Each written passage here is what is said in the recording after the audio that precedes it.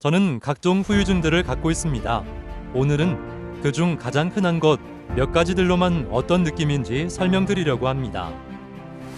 발목 경직 칼발 선망, 3차 신경마비, 언어장애, 시상통, 연화장애, 기립대. 이것 외에 궁금한 게 있는 분들은 댓글을 남겨주시면 확인한 뒤에 제가 겪고 있는 증상들과 겹치는 게 있다면 성심성의껏 답변 드리겠습니다. 1. 발목의 경직 위드.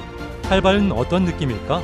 종아리에 쥐가 나면 순간 발목을 전혀 못 움직이게 되는데 그 상태에서 통증은 별로 없는 것과 매우 비슷합니다. 저는 다행히도 통증이 없지만 심한 분들은 통증이 있는 경우도 있을 거라고 감히 추측해 봅니다. 근데 한측 마비측 다리는 감각이 없어지는 경우가 많으니까 통증 없이 쥐가 나는 느낌을 느끼는 분들이 훨씬 더 많지 않을까 추측해 봅니다. 갑자기 넘어질 뻔하거나 미끄러지는 것과 같이 위험한 상황에 노출되면 순간적으로 경직이 몇 배는 더 심해집니다. 이와 동시에 발목은 안쪽으로 더 뒤틀리게 되는 칼발 현상이 더 심해집니다. 이 느낌 진짜 별로입니다. 주변에서는 겁먹지만한 괜찮다라고 말해주지만 그게 내 의지대로 되는 게 아닙니다. 저는 2달 전까지만 해도 칼발이 심했었지만 지금은 거의 다 사라졌습니다. 그것도 3일 만에 말입니다. 제 노하우를 담은 영상을 조만간 만들어 보겠습니다. 발목 경직은 조금 나아지긴 했지만 지금도 여전하긴 합니다. 선망은 어떤 느낌일까? 저는 아프고 나서 약 2개월 정도는 기억이 95% 정도 안 납니다. 제가 유일하게 기억하고 있는 그 시절은 기나긴 꿈을 꾼 장면으로 남아 있습니다. 저는 대만으로 혼자 배낭여행 가는 긴 꿈을 꿨었고 3년이 지난 지금도 그때 놀러 갔었던 대만 거리의 풍경이 생생히 기억납니다. 또 특별한 기억 2가지는 소리와 냄새입니다. 옆자리에 있었던 아저씨가 전화 통화하는 소리. 그 병실을 나올 때 간병 이모들이 나에게 해줬었던 말들. 가족들이 내 귀에 대고 해줬었던 응원의 말. 병원 내 소식을 전달하던 스피커 속 남자 선생님의 목소리. 1층에 있던 카페에서 올라오던 커피콩 빵 냄새. 소독약 냄새 같은 것들만 느낄 수 있었고 눈으로 본 건 기억이 거의 안 납니다. 한 1% 정도 되게 드문드문 기억이 납니다. 사람마다 다르겠지만 저는 2달 정도 지나니까 30% 정도 현실을 깨달았었고 6개월 정도 지나니까 70% 정도 현실을 깨달았었고 1년 정도 지나니까 90% 정도는 돌아왔었습니다. 근데 중요한 사실 한 가지는 선망 느낌이 그리 나쁘지 않았다는 거였습니다. 몽롱한 게 마치 긴 꿈을 꾸고 있는 듯한 기분이었고 마음은 아프지 않을 때와 비슷했습니다. 나는 예전처럼 생활할 수 있는데 누워서 쉬게 해주고 다 해주니까 은근히 편하다고 느꼈던 것 같습니다. 그러니까 환자를 걱정하기보다는 간병하시는 분을 더 걱정하셨으면 좋겠습니다. 밥도 잘 챙겨 먹고 잠도 더 많이 자고 힘드시겠지만 이렇게 하는 게 나도 환자도 사는 길입니다.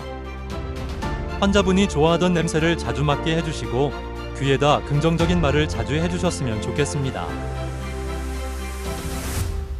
보호자가 슬퍼한다고 해서 선망이 있는 환자가 신경 써줄 확률은 낮으니까요. 환자가 선망이 있을 때는 간병인이 힘들고 환자가 선망이 없을 때는 둘 다 힘들어집니다. 3차 신경마비는 어떤 느낌일까?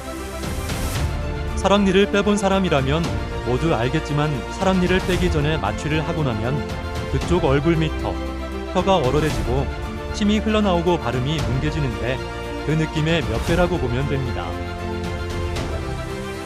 3차 신경마비가 풀리는 과정 중에 턱이나 눈, 뺨이 뻐근하고 날카롭게 아픔이 느껴집니다. 물론 이것도 사람마다 다르게 느껴질 겁니다. 언어장애는 어떤 느낌일까? 혀 절반이 굳어버려서 발음하기가 참 어려워집니다. 외국인이 영어로 대화하기 전에 이라고 뜸을 들이는 것처럼 말하고자 하는 내용이 입 밖으로 한 번에 안 나오고 머릿속에서 몇 바퀴 맴돈 다음에 나옵니다. 노래도 안 불러지고 음의 높낮이도 표현이 안 되고 큰 소리도 안 나오게 됩니다. 호흡도 짧아지고 예전처럼 빠른 속도로 말하고 싶은데 현저히 느려지게 됩니다. 마음은 급한데 몸이 안 따라주니까 되게 답답합니다. 내가 하는 말을 못 알아듣는 상대방이 답답하게 느껴집니다. 시상통은 어떤 느낌일까? 저 같은 경우는 오른팔 전체가 저리면서 아프고 마치 전기치료를 안 쉬고 계속해서 세게 받는 느낌이 납니다. 특히 손바닥이 제일 심하고 아래 팔뚝이 그 다음으로 심합니다. 자는 시간을 제외하고 하루 종일 말입니다.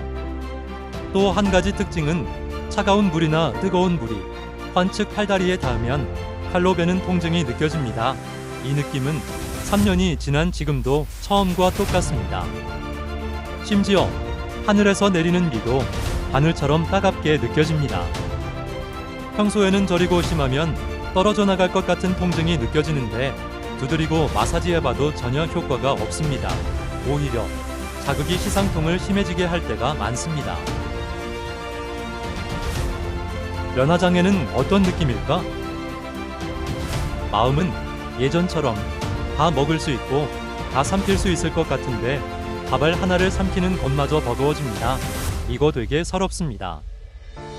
보통 면화장애는 뇌졸중 초기에 선망과 함께 생기는 경우가 많습니다. 나는 먹을 수 있는데 왜 안 주지라는 착각을 하게 됩니다. 기립대 위에 묶인 채로 서 있는 건 어떤 느낌일까? 이게 뭐가 힘들까 하겠지만 장난이 아닙니다. 3년이 넘게 지난 지금도 생각날 만큼 말입니다. 며칠, 몇 달을 누워있다가 갑자기 강제로 몸을 세워버리면 바이킹을 타는 느낌이 납니다.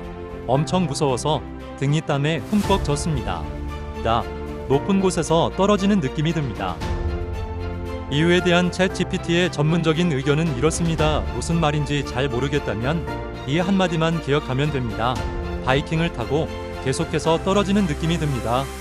진짜 무섭습니다.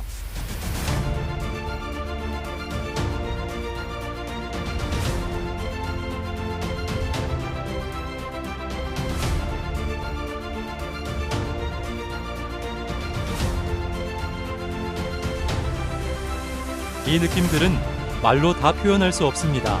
저는 지금도 매일 그 느낌들을 이겨내고 있습니다. 앞으로 여러분들과 그 방법들을 공유하려고 합니다. 지난 3년 3개월 동안의 고통을 어떻게 이 하나의 영상에 다 담을 수가 있겠습니까? 사랑하는 와이프와 우리 아이들을 생각하면서 견디고 또 견디다 보니까 여기까지 올 수 있었습니다. 언제나 그랬듯이 시간이 다 해결해주고 이 또한 다 지나갈 겁니다. 하고 싶은 말은 너무나도 많지만 앞으로 차근차근 하나하나 풀어나가고자 합니다. 정말 열심히 하다 보니 우리 아이들을 다시 안아볼 수 있게 됐고 이제는 좀 살만해졌습니다. 2022년 2월 19일에 이 자리에서 쓰러지고 나서 어찌저찌 하다 보니 여기까지 오게 됐습니다. 대부분이 그렇겠지만 저 고생 진짜 많이 했습니다. 예전만큼은 아니더라도 다시 인간답게 살아보려고 합니다. 여러분들도 인간답게 살 수 있게끔 제가 최대한 도와드리려고 합니다. 전체 뇌졸중 환자의 평균 연령은 이렇습니다. 남자는 66세, 여자는 74세의 여러 가지 정보들을 이해하기 어려운 연세입니다. 저는 좀 이른 나이인 38세에 뇌출혈이 왔습니다. 저는 비교적 젊기도 하고 게다가 직업이 물리치료사입니다. 이게 다 운명인 걸까? 어려운 걸 쉽게 설명하는 건 자신 있습니다. 앞으로의 소식이 궁금하시다면 구독과 좋아요 눌러주시면 감사하겠습니다. 절대로 강요가 아닙니다. 하지만 한 가지 장담하자면 앞으로 많은 도움 드릴 자신 있습니다. 우리 같이 좋아집시다. 파이팅! 오늘의 감사일기 3가지는 1. 인절미가 맛있었다. 2. 에어컨을 틀었더니 시원하다. 3. 드디어 영상다운 영상을 만들었다.